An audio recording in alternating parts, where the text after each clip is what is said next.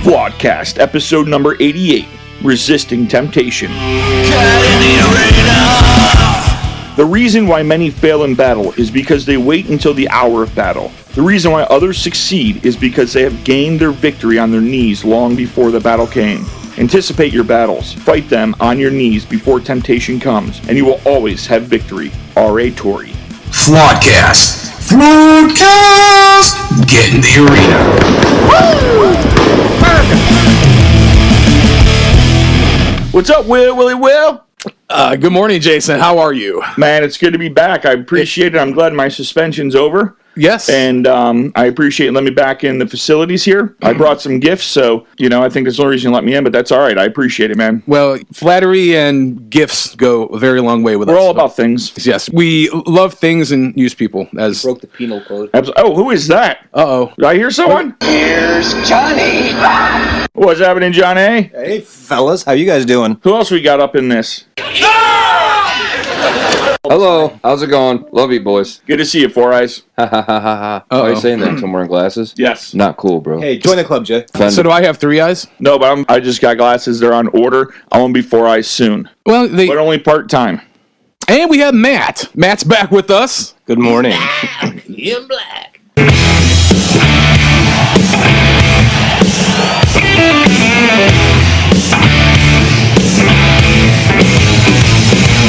What's happening, Matt? I finally get to do an episode with you, brother. I know, I'm excited, Jason. We constantly you're the same person. 56-inch pythons, brother. So anyway, we've been gone for a couple weeks. That's due to technical difficulties, 46. And I actually was on vacation. Bill's on vacation. Yes. Apparently the week I took last year in the luxurious 7th floor suite at University Hospital downtown wasn't really a real vacation. So it's been a couple years. So what, you got a sponge bath? You got an anal probe? What else could you ask for on vacation? And you got COVID tested. I mean, come on. Yeah. Why are you the only one who calls the mothership a vacation? Did you enjoy the probing? I told you, he's in charge. Oh, you guys forgot to do it. Do it again. Yeah, just hit me up one more time. Wait, no, you over there without the gloves. Volunteer for any more experiments? Are those just your fingers? I'm going to show you the penal code. Do you have any tentacles? Have you seen how long those alien fingers are? But they're skinny. Wow. Okay, wow, that went off the rails really quick. Anyway, so we are back, and as always, we are here with another... Actually, this isn't going to be a triggering episode. Well, it might be a triggering episode. It's hard to tell anymore. Well, come on, man. It's triggering to someone in this woke world we're in. Okay, Just us being here, we're triggering someone, okay? My name's Jason. I've triggered a couple people there. I mean, well, you said Four Eyes. I probably got 4 people on ledges right now ready to commit suicide because I said 4 eyes. 1 per eye. Well, that's a good ratio. Well, the fact that we're all white guys, we have no right to talk about anything, so... We'd like to drop to our knees and beg for forgiveness now. Please forgive me who God created me to be. Please forgive me for doing absolutely nothing to anybody my entire life. Wow, a lot of editing this week. Okay, anyway, so yes, so we are back and we will trigger, like Jason said. And before we go any further in this herd of cats goes off the ledge, I want to thank everybody for listening. Make sure you listen, make sure you subscribe, leave a 5-star comment on all platforms. You can listen to podcasts, Flawedcast CLE, Apple, Spotify, Breaker, Google Play. Breaker? Yes, Breaker 19. Get yours on. That's right. Our analytics are showing that we're starting to peak up on Breaker. So thanks for the people. Speaking of analytics. Oh boy. I did do some more research last night after my fine Mexican meal. Are we allowed to say Mexican? That sounded racist. I went to a Mexican restaurant and had a Mexican meal. Hey, what do you want me to say? They own it. We're allowed to eat it. It is what it is. My goodness, I'm supporting culture here, diversity. Yeah. And I'm like 1/16 Latino, so it's cool. So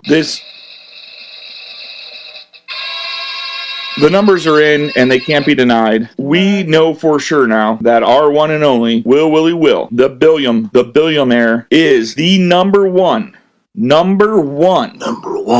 author that lives in Painesville with a dog named Shandy, who's 90% blind, in the universe. That's right, folks, the universe.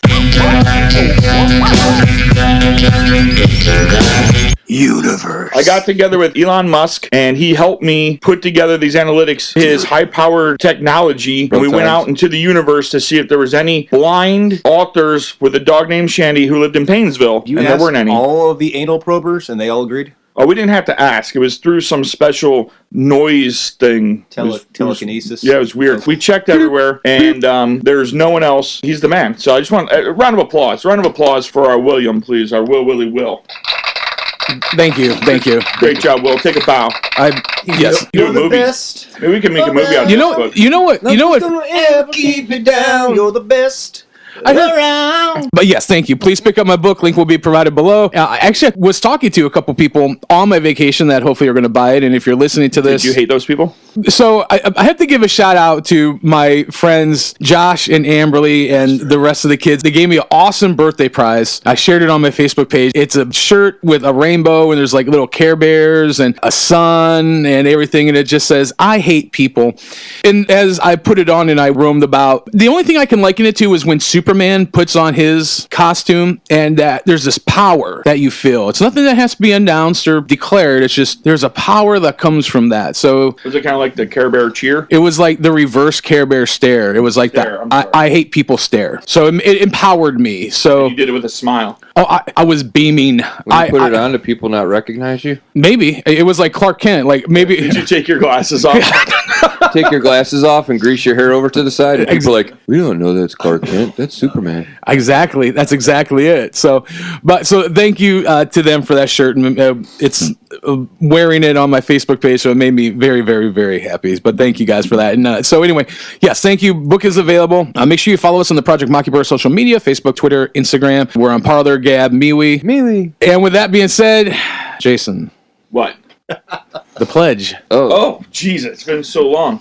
If everyone can take their right hand and place it over their left heart, and with us, I pledge allegiance to the flag of the United States of America and to the republic for which it stands, one nation, under God, indivisible, with liberty and justice for all. A man and a woman. Anyway, so in our attempt to try to shift, not speaking about politics, but because I've gotten this question a lot. Actually, when I was on vacation, I did talk to some people who do listen to us, and they're like, you're not really talking about the politics things anymore. I said, no. And that made me happy that actually, A, people are listening, but B, people are paying attention, because what we need to start doing is giving people things they're going to be able to rely on when, I'm telling you, the masks are coming back, the lockdowns are coming back. If you own a business, prepare yourself.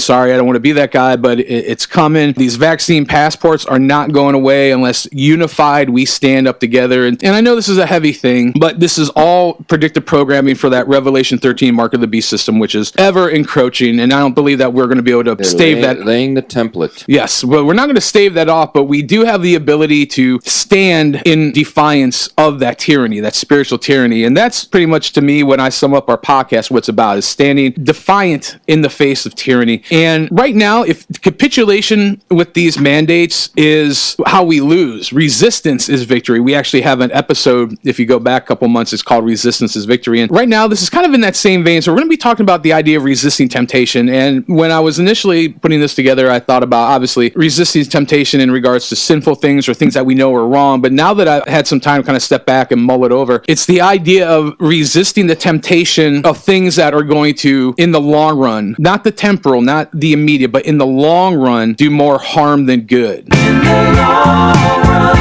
Meaning when they start, well, anyway, we'll get into that. Who wants to go and read the first portion of Scripture? Let that be me.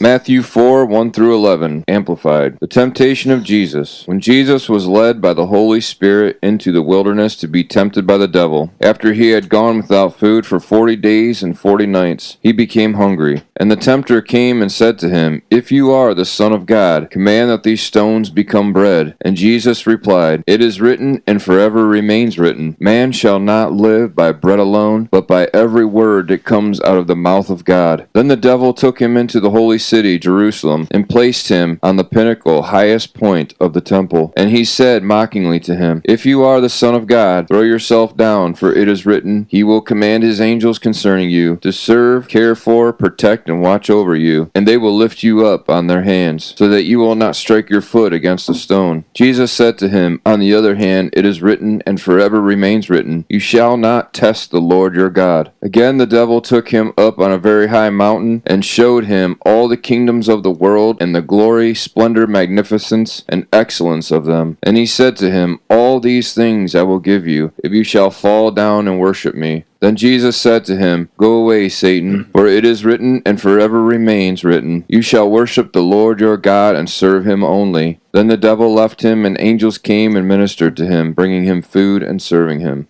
All right, so that is going to be the basis moving forward. If you look at what the devil was tempting Christ with, which is even an oxymoron if you think of it, the created thing tempting the creator, it's kind of bass-ackward, much like we see a lot of things in society now. But the devil came at Jesus with things that, as a man, Christ needed, or wanted maybe, if you will. I can't really speak on his behalf in that respect, but he was fasting for 40 days. Of course he was hungry. I mean, most people, you don't eat for 3 hours and you can gnaw someone's arm off, right? So he came at him. He's like, hey, I know you're hungry. You can turn that stone there into a piece of bread. He also tried to tempt him with, hey, I'll give you this stature. I'll give you these luscious, these magnificent things. He came at Christ in a moment of weakness. That's how these things happen. That's how temptation works. And as we're moving forward into this time frame, I want to start to challenge people to begin to be fortified, that to be aware of these temptations, be aware of the consequences of the decision of the temptation, and then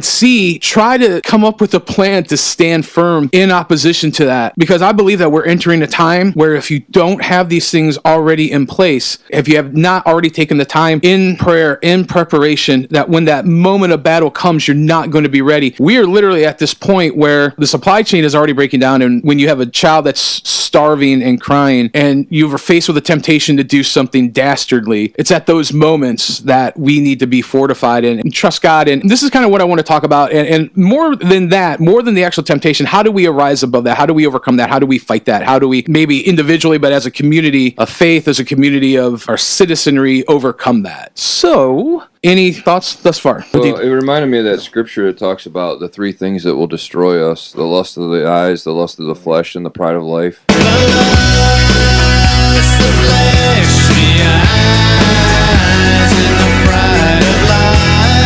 And we create so many idols in our life, even when we don't realize it sometimes. I mean, anything that kind of consumes our time and our energy and our thought processes, and, anything that consumes us more than our relationship with God can become an idol in our life. And if you look around, the riches and the glory, like he showed Jesus and offered to him, those are tempting for a lot of people. I mean, they can be tempting for me, and they can take my focus off of what's truly important, which is the eternal things. And I don't think it's a coincidence that Jesus allowed Satan to tempt him with certain things until he said, if you only worship me. And that's when Jesus said, go away. Leave now and never come back. No, leave now and never come back. Leave now and never come back. We told him to go away, and away he goes, precious. Gone.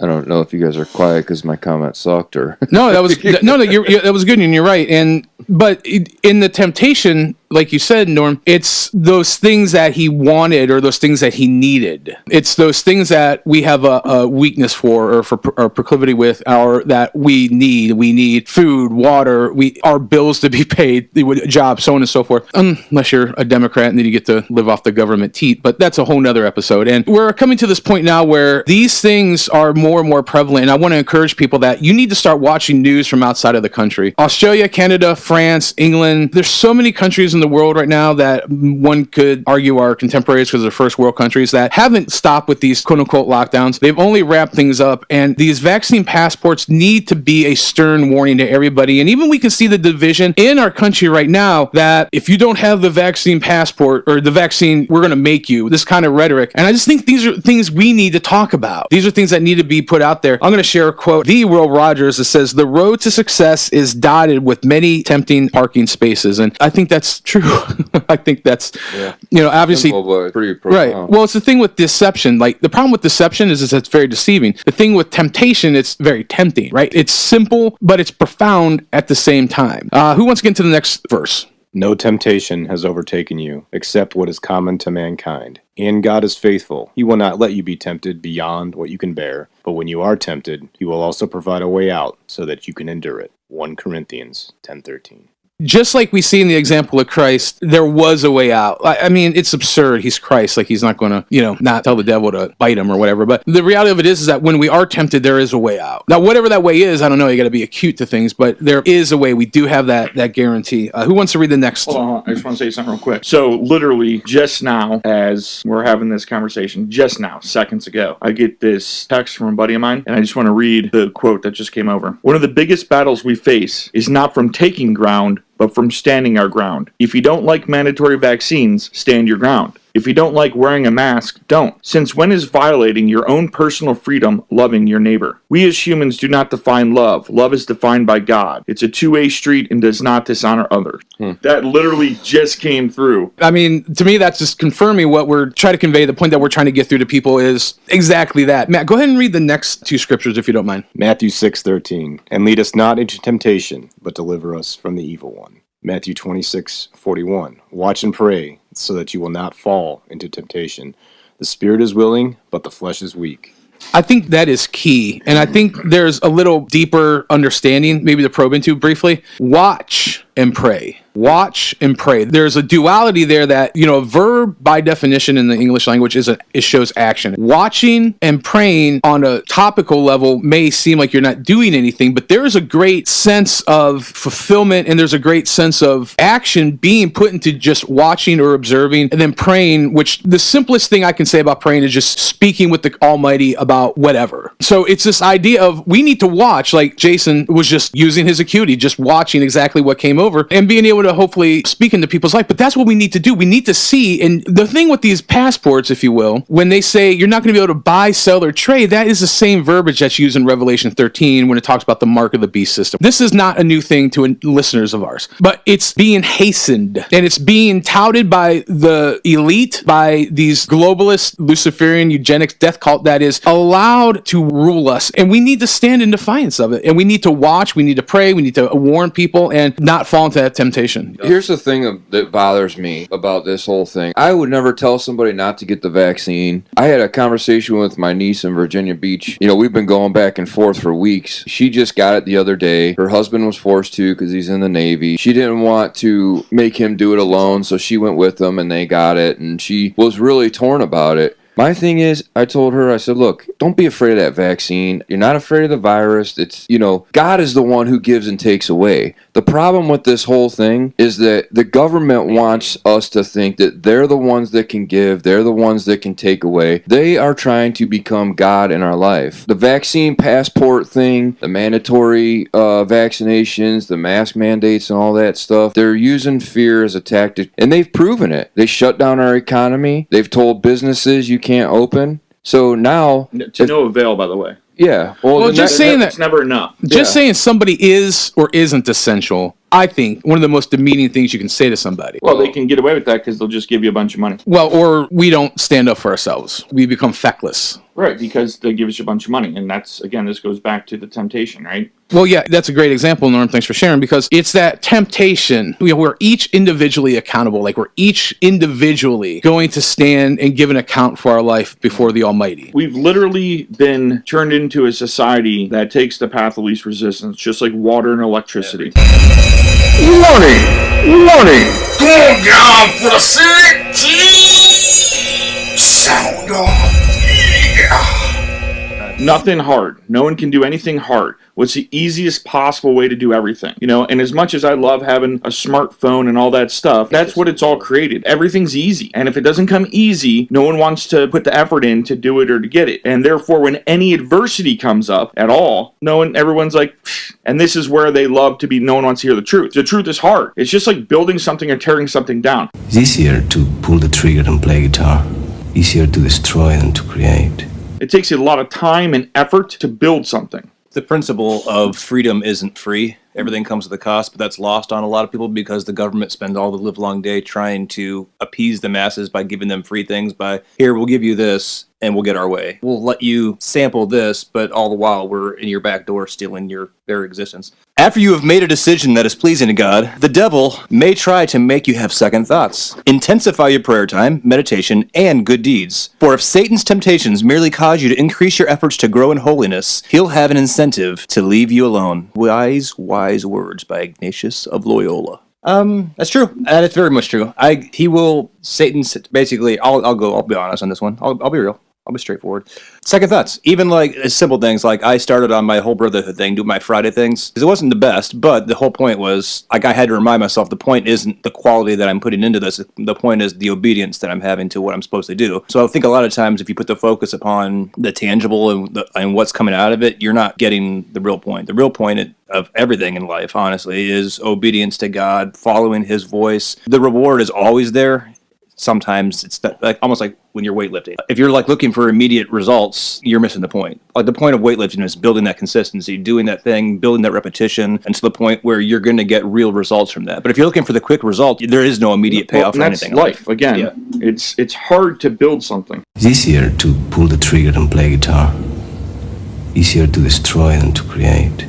No matter what it is, it takes time and consistency and effort. And I think that's actually a really good example, but that's the same thing with relationships. That's the same thing with trying to... building everything. Yeah, you may start an entry-level position at your job thinking, well, I want to do this. Yeah, you got to start taking the trash out. You got to start by wiping the floors down, or whatever the case may be, until you can get to that whatever position. So it's a matter of just being persistent. And it's the same thing with temptation. Like, it's just a matter of when these things come at you, like if you're married and you're wholly devoted to your wife, seeing a beautiful woman and the offer to cheat may not be as alluring as I'm 2 months behind on my payment of my house, and we're gonna get the lights turned off and I need X amount of dollars, and you're presented with an opportunity to do something illegal or something that could get somebody hurt or injured. Like, it's always the moment of weakness. It's always that thing where you struggle the hardest with, that temptation comes in. And that is, if you're trying to enter into a fortified city, you're not gonna try to go through its most strongest point. And I think about the Lord of the Rings, the Two Towers at Helm's Deep. They didn't try to go right through the front gate at first. They went through the drainage pipe. It was literally the weakest point of that structure, and they destroyed it, and then they were able to breach it. That's the same thing with us. Like, we have places and we're all different. I have places where I'm more fortified than like these guys, and vice versa. But it's a matter of that temptation is going to come. And the thing with temptation, it's always the worm on the hook, if you will, of evil. Really evil. Like, so evil that you would say it was evil, like it's the fruits of the devil.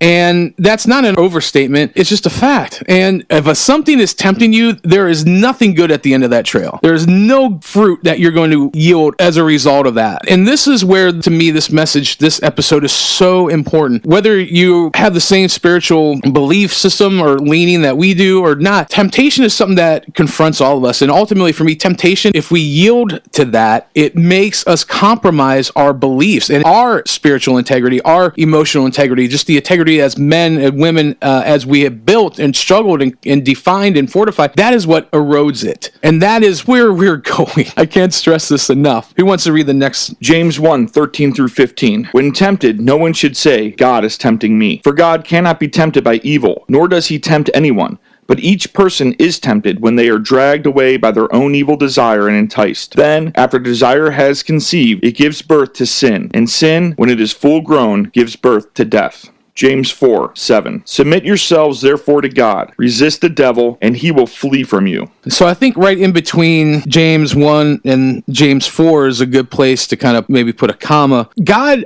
isn't tempting us with something that is alluring and that is wicked and that is, poop flavored lollipop in a 24 karat gold wrapper. God doesn't do that. The devil does, right? So that evil, that wickedness. And the important thing to realize, taking the vaccine or not taking a vaccine or whatever you want to say, mask, no mask, capitulating with this, or that isn't the crux of it. The crux of it is, what is it going to do? What is it weakening? What is it harnessing? What is it promoting you to compromise on. That's the one thing that bothers me. Like, who is the government to tell me that I have to get it? What if my personal conviction is something that God is giving me to tell me not to take the vaccine because there could be something in it that's harmful to me? There are people out there who cannot get vaccines. The drummer from The Offspring was a recent example that I saw, and his bandmates basically fired him and turned their backs on him. He's physically incapable of getting the vaccine because he has a rare condition, and his doctors told him he can't get it. I don't know if I have a condition like that, but I'm just saying, like, what if my personal conviction is given to me by God for a reason, and he's trying to protect me, but I go and listen to the government or a family member who's trying to force me to get it, and then something happens to me? Well, I think you raise a really... That's why it should be our personal choice. Right, and I think you raise a really valid point, because I have good friends that go to the doctor regularly. I go to the doctor regularly, and they're always pushing this. Oh, did you get it? Did you get it? Did you get it? Did you get it? And it's hard to stand firm after you just get beat down and beat down. It's like a rock in a river. You know, you got water rushing over it, and eventually it just wears it down. And that is my concern. I'm not a doctor. I'm not going to give advice. To talk about what you're saying, Norm, is that most, and this is something to look into. I'm not a lawyer either, but I play one on TV. But most states or most of these things have a religious exemption. They can't not have that. And if you start to look into my understanding, there's replicated cells from people in the vaccine. Like there's do you know what I'm talking about, Matt? Portions of the vaccine are manufactured with aborted fetal cells. Facts. Yes. So thank you. I didn't know the wording, but you're right. When this first coming out, there was a lot of Hasidic Jews in New York that de Blasio and Cuomo were lambasting and literally segregating because their religious belief wouldn't allow them to take in part of another human being. And that, frankly, grosses me out, if I'm being honest. Yeah, it's my understanding there is religious exemption available. Obviously, it's not widely advertised, but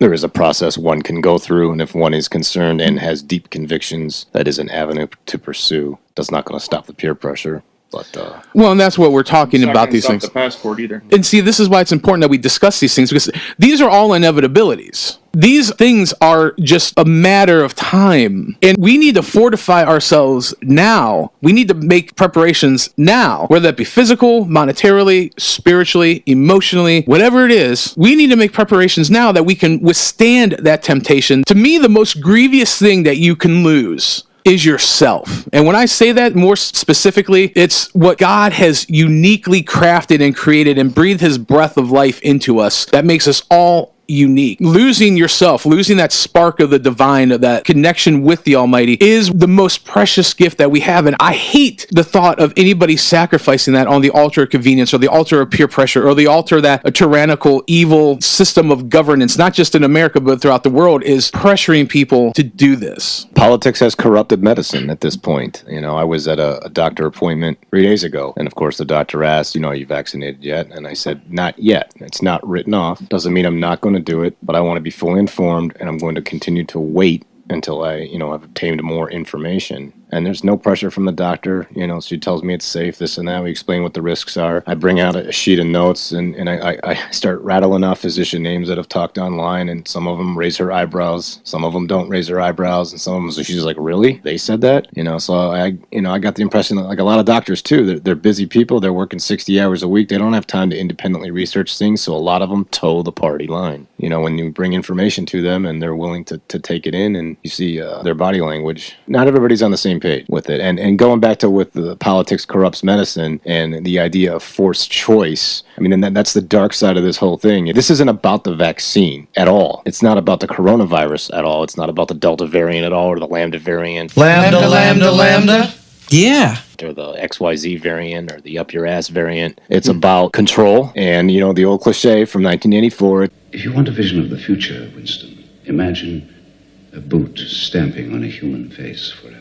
From now until the day you die. That's what it's about. And this is just the context. This pandemic is when they're going to inject this, and that's what people need to understand. There's people that are going to take the vaccine, and that's fine. I think it makes perfect sense for somebody that's 80 and a high risk to have a vaccine. But for somebody that's aged between 1 and 40, when you read the fine print, look at all the risks and evaluate it, it's completely unnecessary. Especially if they're telling us we have to mask up. Giant Eagle, Lowe's, all across the board, you got to wear masks in their stores. Again, even if you're vaccinated. So, what is the point in all this? If they're just going to keep fear-mongering and telling us you have to obey, even though you're obey one thing, and then it goes on to the next thing, and then you got to obey this. And well, that's exactly right. It's exactly what Matt just said. It's what O'Brien said to Winston in 1984, and we've talked about that before. And this thing is like, I've even said this, there's going to be more, you're going to have boosters, there's going to be more and more and more. And even, the CDC and other, I know in Australia and France came out this week that 90 to 95% of the people that were in the hospital, new COVID cases, 90 to 95% of them had the vaccine. They had both of the jabs. So you're right. This is about the control and domination of the human spirit. It's calling the herd, but not like Cliff tells us about in Cheers. I'm telling you. You can think I'm crazy. I literally don't care. If people want to do this, that's fine. If you want to give them the temptation, that's fine. And I'm not just talking, it could be sexual temptation, it could be whatever. But where we're at right now, we need to take a hard look at what's going on. And is it just a matter of being controlled? I think personally, this is a wet dream for guys like Joseph Mengele and Joseph Goebbels, Adolf Hitler, Margaret Sanger, Dr. Watson. The list goes on and on and on and on. But we have to stand against the temptation of that capitulation, that easy path. Like Jason was saying, water and electricity always take the path of least resistance. And for me, for my money, that's kind of what I'm seeing. But this is causing division. It's causing a lot of things. Norm, you're right. If you got a vaccine, shouldn't it protect you? Why should you have to, quote unquote, wear a mask? Which, by the way, the science doesn't support that. And the people get butthurt when you start to talk about the science. This whole thing going on right now, this is tyrannies. Whoever it is, the government, the elite fan. I don't like when people say the government. They paint this broad picture like it's a wide, sophisticated, well-oiled machine.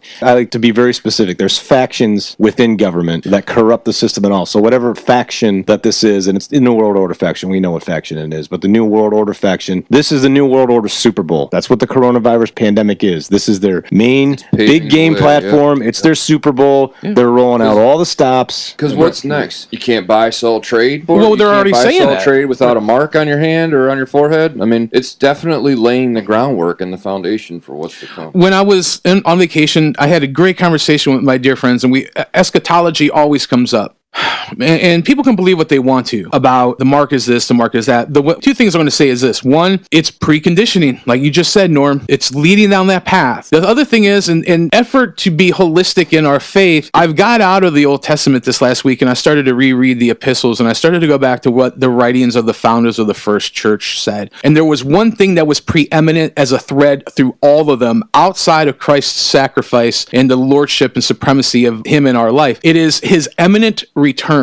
And I believe, at least the Church in America, because that's the only church that I can speak on behalf of, if I can, but the Church of America has got so far away from the warning, the preparation, and the acknowledgement of the returning of Christ. And we're not going to talk about a rapture at this point, pre, mid, post, whatever. It's the imminent return. And as his imminent return draws near, we have to acknowledge that this system, this Antichrist system, is rising. It is ascending. And this is where that temptation, this is where these hard things are coming to play. And for the love of God, I don't know why more leaders in the church aren't addressing this. This is one of the litany of questions and charges I have leveling against the church in America. Well, I think about our episode a while back, the Black Robe Regiment. It's going to take the church to rise up and fight against this. No one else is going to do it. And if the church doesn't, we're in trouble. I 100% agree with you. You and I are in lockstep, but we're not doing it. And I don't know if that means that lay people like us need to rise up and just say, hey, listen, if you are a wolf in sheep's clothing, that's fine. Do what you're going to do, but I'm not going down that road of perdition with you. And that's going to buck a lot of those Roman 13 people who don't quite have a whole understanding of that works. That's fine. Believe what you want to believe. But if someone is taking you by the hand and they're about ready to jump off a cliff, you may want to really reconsider and think about that decision to follow that leader. However, I just want to encourage people, we need to start talking about these things. We need to start addressing these temptations because literally, if you don't have this, and they're already saying in other countries, and Jen Psaki and Biden has come out and already talked about 350 million Americans are vaccinated. Trust me. Oh, son of a bitch. So one day he says, if you're vaccinated, you're going to be okay. You don't have to wear masks and blah, blah, blah. You just got to get vaccinated. And then a week later, he's talking about kids wearing masks in schools and the vaccination ain't going to protect you from everything. And make up your mind, dude. It's because it's not a vaccination. Larger than that, it's a psychological operation to cause mass confusion. And we know God is not the author of confusion. So if God is not the author of confusion and we have mass confusion going on right now, not just in America, but in the world, what does that tell you, Norman?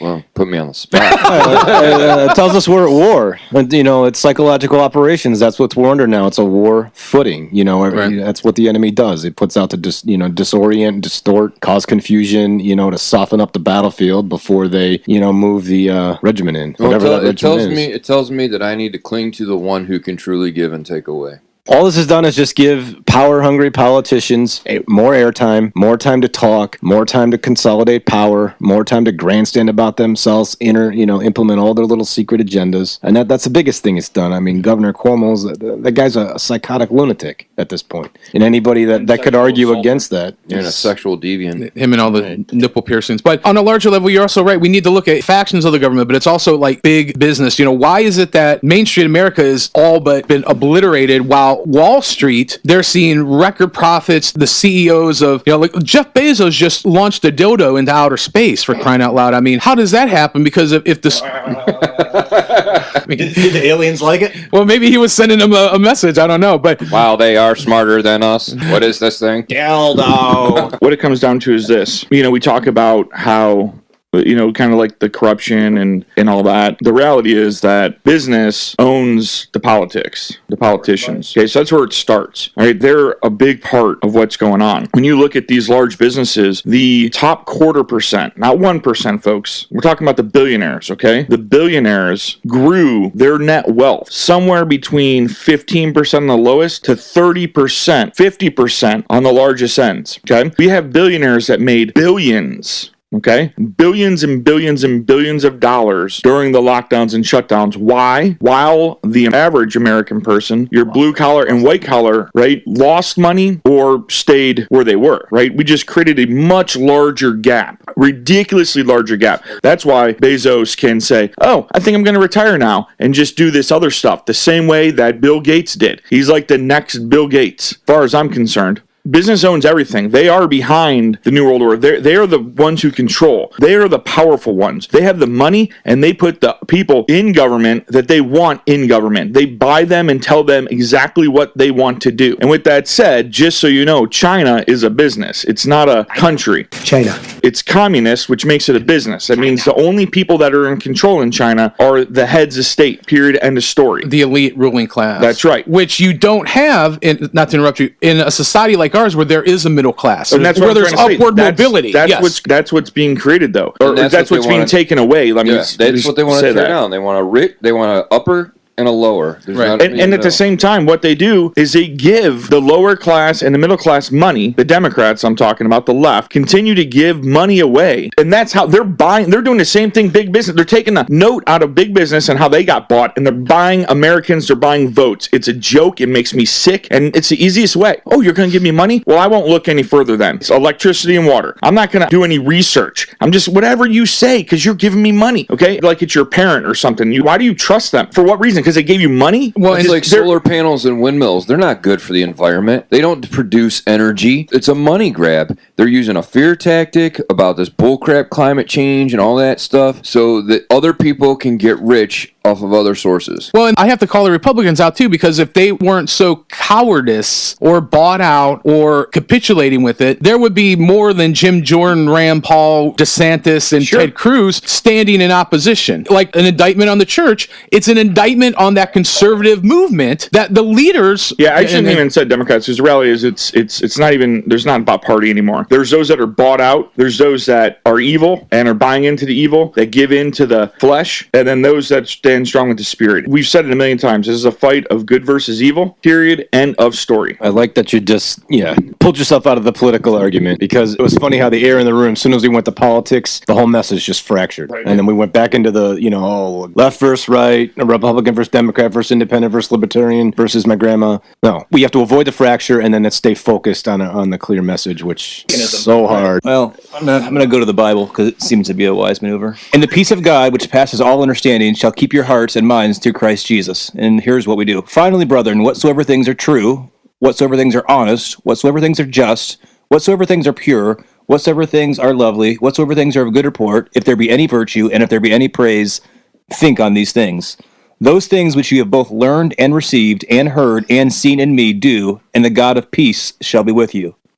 But I would rejoice in the Lord greatly, that now, at last, your care of me hath flourished again, wherein ye were also careful, but ye lacked opportunity. Not that I speak in respect of want, for I have learned in whatsoever state I am, therefore to be content. I know both how to be abased, and I know how to abound. Everywhere and in all things I am instructed both to be full and to be hungry, both to abound and to suffer need. I can do all things through Christ, which strengtheneth me. Which is really the key.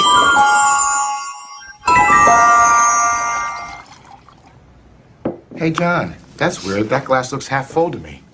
Wow. Now that you mention it, it is half full. We talk about, you were just talking about, we call it clearing the mechanism. Getting off target is what the enemy's game. It's pay no attention to the man behind the curtain. We're going to throw a million things at you, whether it's COVID, whether it's this, and these are all just symptoms. These are all just little things that are the symptoms, and we get so busy attacking the itch, not what's actually causing the itch. The point is that the enemy's game is to kill, steal, and destroy. That's Satan's game. So our job is to concentrate on God's voice. I don't mean to oversimplify the garbage out of it, but we get so far off base when we go attacking every little thing that we see. We're not paying attention to the main root of the issue, which is coming up, which is going to sink us. It's just be obedient to God's voice, be obedient to God's character, use, discernment, use what God has given us. It's free. It's for everybody. I mean, I don't really mean to oversimplify it, but we get so caught off on every little thing that we don't pay attention to the main thing. The main crux of it is, I've already given you a path to security. I've already given you peace. I've already given you the promise. Quit worrying about everything else. And it's not that we have to be negligent of those things, because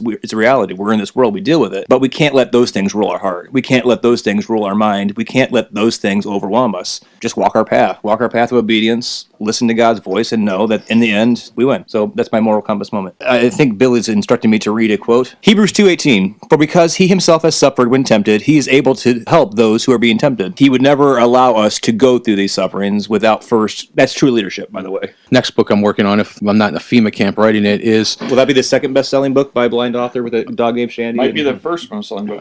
It might be. There you go. Boom. But, it talks about leadership. And one of the first lessons the first day of the job, first job I ever had, is my boss went and literally did my job for me. He showed me exactly what to do. And I'm like, I can do that. He goes, I would never ask you to do something that I wouldn't do myself. And to me, that's always been a cornerstone of true leadership, of true wisdom and compassion. And this effectively is what that is. Christ was tempted in every manner we were, yet sin not. That's a good Rosetta Stone for us moving forward with this hour. Temptation is the devil looking through the keyhole. Yielding is opening the door and inviting him in. Billy Sunday. Sidebar, I was thinking our good buddy Coolio is a closet genius with a whole... Power and the money and the power. Minute after minute, hour after hour.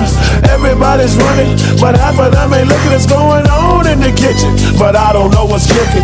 It kind of describes a lot of us, though. Everybody's freaking out about things. The power's in the money's in the power. Everybody's tripping, but nobody really knows what's going on. Sidebar. That was for you, Billy. Thanks, John. That's great. I would say to add that it's not being aware. It's being aware, being mindful, like watch and pray and, respond in kind. And I would say this, if you are listening, you have taken the vaccine. I don't believe you're going to have eternal damnation. It's what comes after. It's this world that we're entering into. And that's where we need to be stalwart. And this should be a message of hope. This shouldn't be a message. It's a John moment, but he's trying to refrain. Yeah, I'm trying to be as glass half full as I can. No, I'm dead. But booster after booster. I just believe, and this is based on my experience with health stuff, if I am prepared and I have as much knowledge as I can and I begin to put that into place, I can hopefully steward my health, physical, mental, emotional, spiritual, the best I can for the most successful longevity that is available to me. That's all that I'm trying to say. I've said this before, man. It's like, and I mentioned it during this episode, my hope and trust and comfort is in the one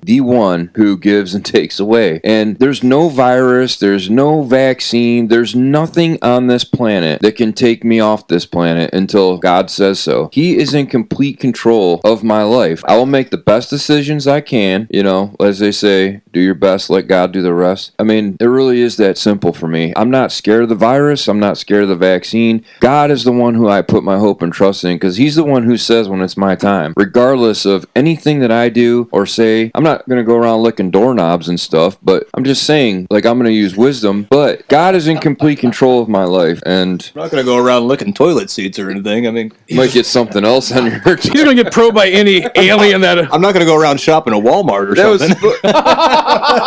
That was supposed to be a very serious statement until I had to throw in the licking doorknobs. Well, there is some truth to that. I had a friend, God bless this guy. He thought the whole thing was completely fake, like believed there was no actual virus, like completely way out there. And then he would go to public places and he said, I would touch everything I can, run my hands over it, and then lick them. And he's like, I still haven't gotten sick. And I'm like, you need to go see a psychiatrist. Yeah, I got nothing on that one.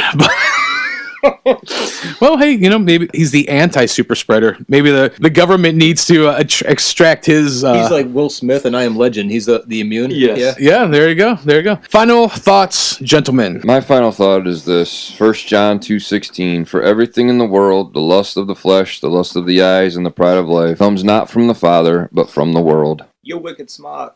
I only have one closing thought. More God. A man and a woman. Get in the arena.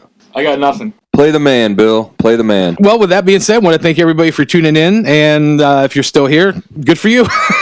Congratulations. You win nothing. Play stupid games, win stupid prizes. Or make sure you subscribe, share. Please, if you can, leave a 5-star comment. If not, then go and listen to some other podcasts. But you can listen anywhere podcasts are. Flawedcast CLE, Google, Apple, Spotify, Breaker. Make sure you follow us on Project Mockingbird social media, Facebook, Instagram, Twitter. We are on Gab. We are on Parler. We're on MeWe. Get my books, Miss Hardeman Repair Manual, link below. May God have mercy on your soul. We out.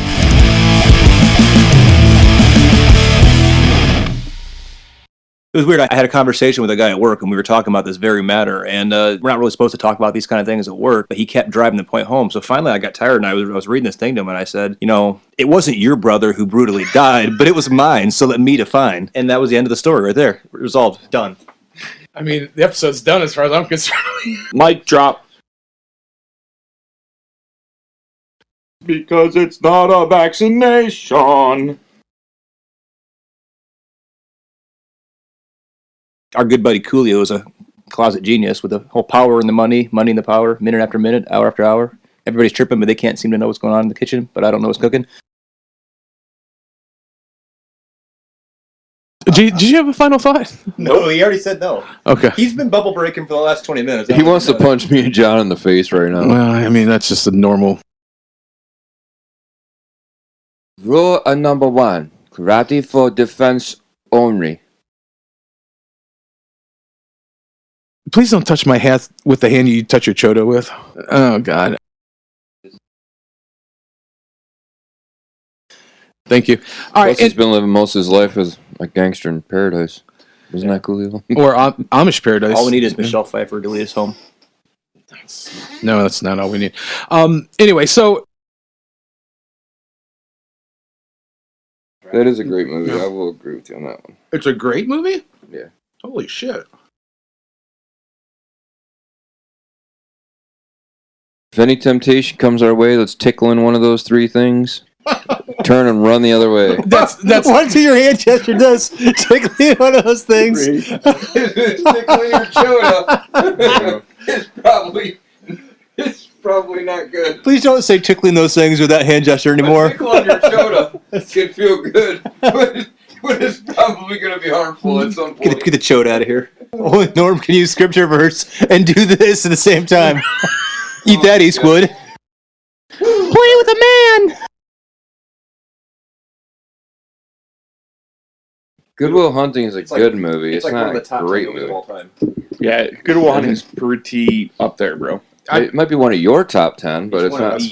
What, did Robin And Williams? on what list?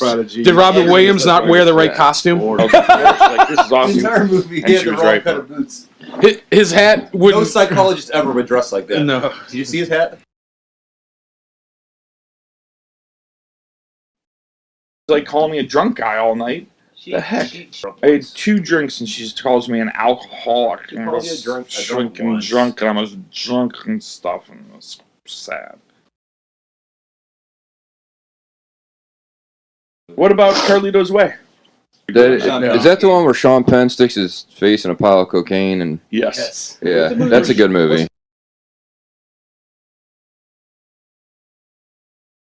I'm an upstream swimmer, Bill. I'm never going to go with the crowd. If everybody likes something, I'm probably not going to like it.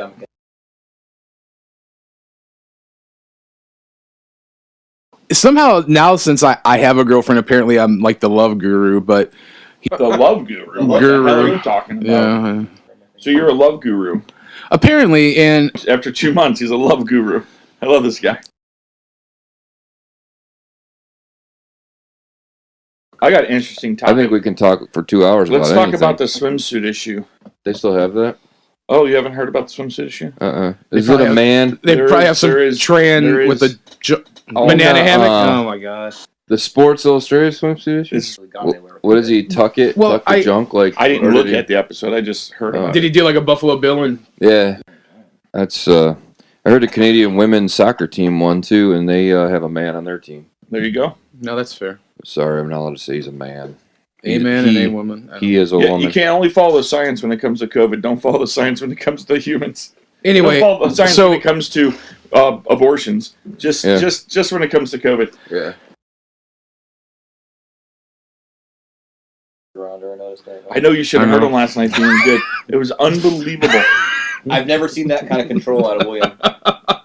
She's already taming him. She's taming the beast. He's like, I don't give a fruit. Like, what? Oh, go fly off. Yo, wanker.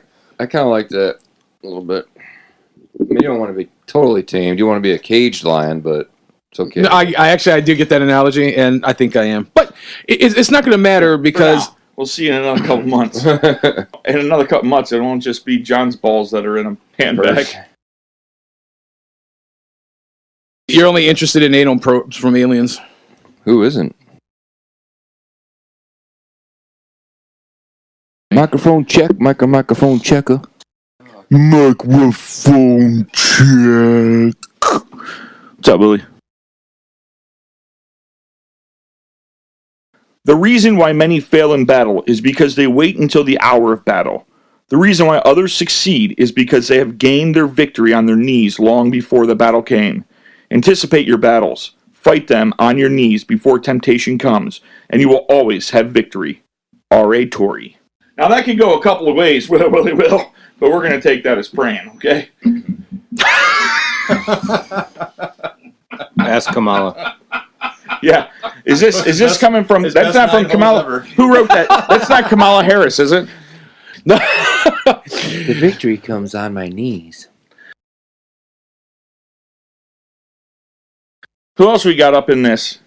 Norm. That's you. Is that my cue to say hello? I thought you guys were going to say Norm, and I was going to say, hey, what up? No, you don't get introduced. I didn't get the Norm. Bill types that in, though. I have oh, my bad. Slightly lost, are you? I'm very lost. I feel like I'm in a Clint Eastwood movie. Wow.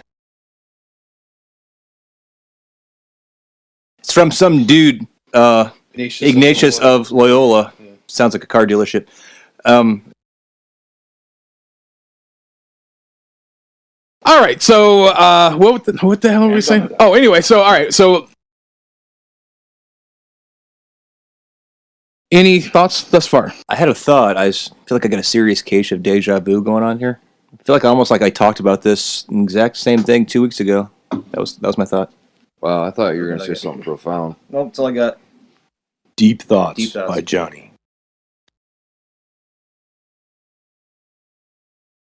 We're probably the only podcast in America that talks about the Chota. Pretty sure that might be accurate. We just 5 Chota tickling. We did an analysis of every podcast in Painesville with a dog named Shandy in the room. What you got? You got 5 guys getting together, drinking some donuts, eating some bacon, and tickling some Chota.